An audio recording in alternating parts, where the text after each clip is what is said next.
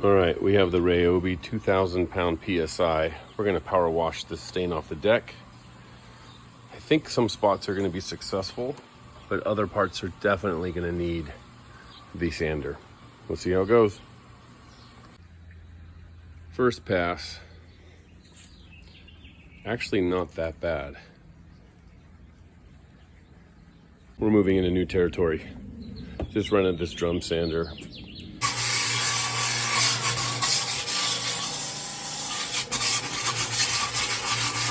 Really brought it all up, made it nice and even too.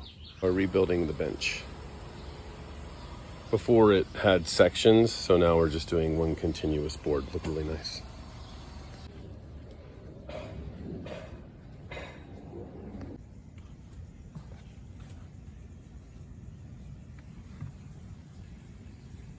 Today we do the stain.